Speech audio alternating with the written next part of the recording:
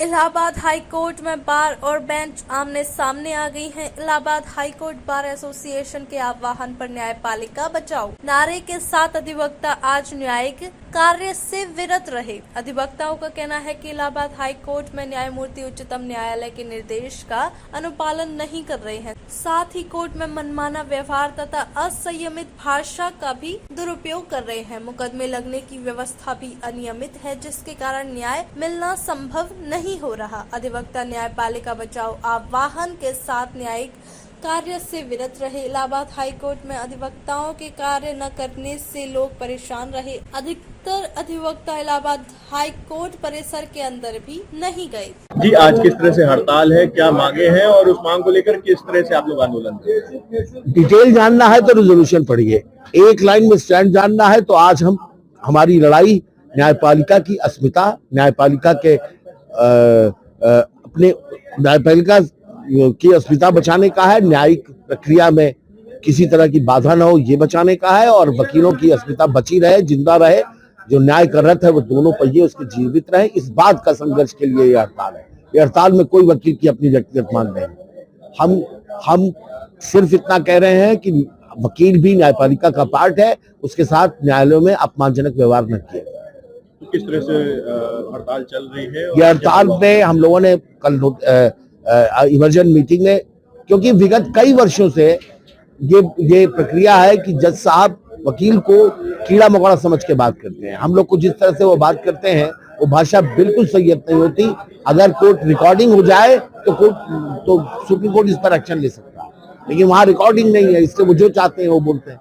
वो अब एक वकील, मैं एक भाषा कोट कर रहा हूँ, जाओ वकील आपको कुछ नहीं आता मूंगफली बेचो, ये भाषा का प्रयोग है। मैं एक सेंटेंस कोट कर रहा हूँ, अभी बहुत सारे अपमानजनक सेंटेंसेस बोले जाते हैं, इसका विरोध।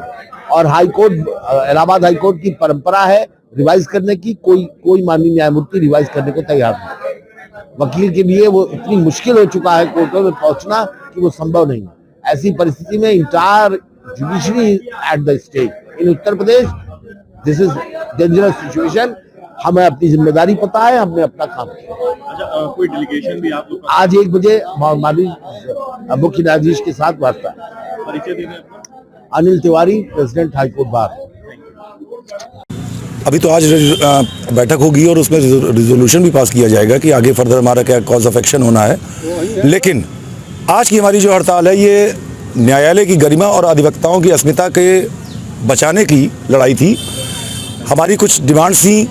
न्यायालय अपनी मनमानी कर रही हैं, न्यायालय अपना अलग अलग नियम बना रही हैं, जबकि हमारे यहाँ पर सारी न्यायालयों को एक हाई कोर्ट रूल्स बना हुआ है, उसके अनुसार चलना चाहिए। उनका अलग से नियम बनाना बिल्कुल भी वाजिब नहीं था। बहुत अपने हिसाब से आर्बिट्रेरीनेस के साथ न्यायालय अपना काम कर रहे हैं। अधिवक्ताओं के साथ दुर्व्यवहार किया जा रहा है। उनके बहस करने के दौरान हो सकता है कि कोई अधिवक्ता को जानकारी कम हो, लेकिन इसका मतलब ये नहीं हो गया कि उस अधिवक्ता के ज्ञान की कमी के कारण उसके साथ भरी कोर्ट में उसके साथ दुर्व्यवहार किया जाए। यहाँ दुर्व्यवहार किया जाता है। आप ऑर्डर कुछ भी पास करिए, हमारा इस पर कोई दबाव नहीं है। आपको आप ऑर्डर पास करिए, हमारे पक्ष में करिए, विपक्ष में करिए, जो करना है करिए, लेकिन आप सुनते समय अधिवक्ताओं को एक प्रॉपर रिस्पेक्ट दीजिए। हम भी आपके ही अंग हैं। न्यायालय में न्यायपालिका और अधिवक्ता ये दोनों अगर जब तक साथ नहीं होंगे तब तक कोई भी न्यायालय नहीं चल सकता है। और कौन सी प्रमुख मांग? अंतिम न्याय जनता का। अंतिम न्याय जो है वो जनता का होता है, और प्रमुख मांग हमारी यही है कि न्यायालय अधिवक्ताओं के साथ दुर्व्यवहार बंद करें।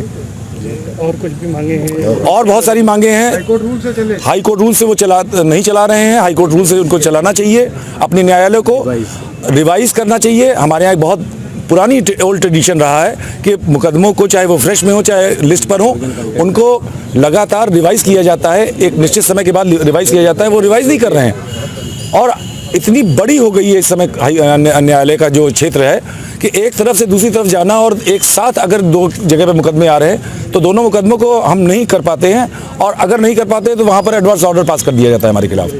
ये सब बातें एक प्रैक्टिकल, क्योंकि हमारे यहाँ पर ज़रूरी नहीं है कि 30 साल के ही लड़के काम कर रहे हों। हमारे यहाँ 60 साल के और 70 साल के भी अधिवक्ता है जो बेचारे चलने में जिनको दिक्कत होती है, वो एक समय में 4 जगह नहीं पहुँच सकते हैं। आप उनको इतना मौका दीजिए। कि परिचय बता दीजिए। मैं विक्रांत पांडे, महासचिव हाई कोर्ट बार एसोसिएशन।